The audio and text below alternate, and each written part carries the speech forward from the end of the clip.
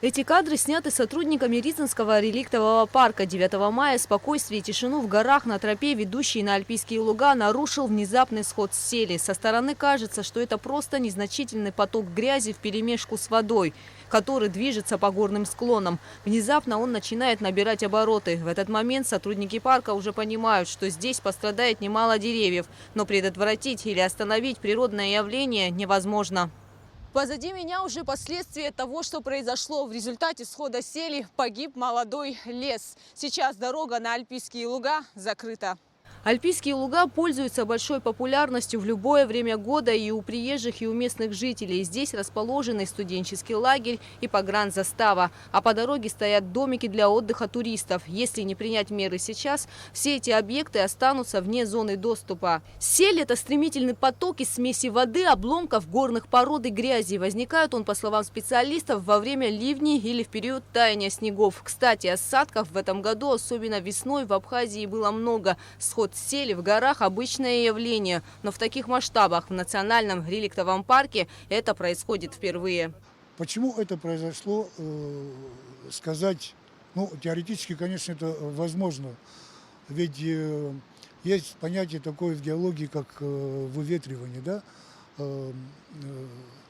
Влага, вода, воздух, мороз, они проникают в недра, в трещины, естественно, все больше и больше усугубляя эту ситуацию. Когда достигает критической массы или энергия энтропии достигает предела, и вот тогда происходят такие вот явления. Узнав о том, что произошло, руководство Рицинского парка организовало экспедицию, чтобы увидеть все своими глазами и решить, как действовать дальше. Чтобы оценить масштабы произошедшего, на место прибыли экологи, геологи, сотрудники МЧС, лесничие, директор Рицинского реликтового национального парка Адам Урбагателия. Да, этот сюрприз произошел 9 мая, в День Победы.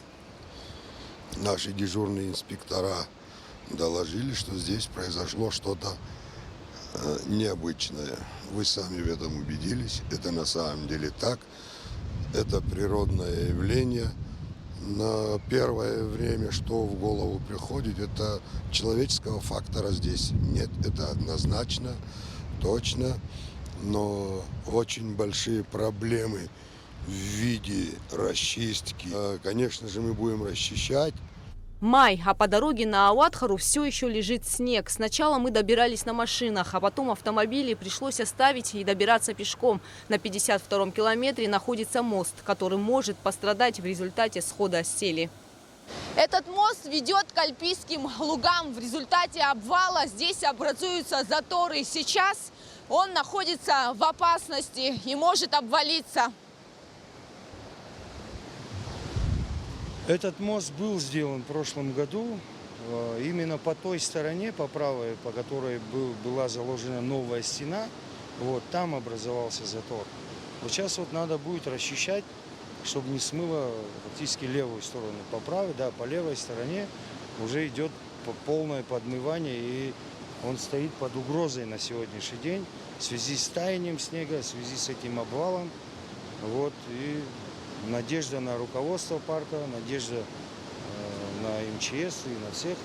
Одобрят, мы будем вызывать спецтехнику. Сейчас экологи, геологи и сотрудники национального парка исследуют эту местность, прорабатывают возможные меры. По словам специалистов, нужно действовать аккуратно и просчитать, как будет лучше.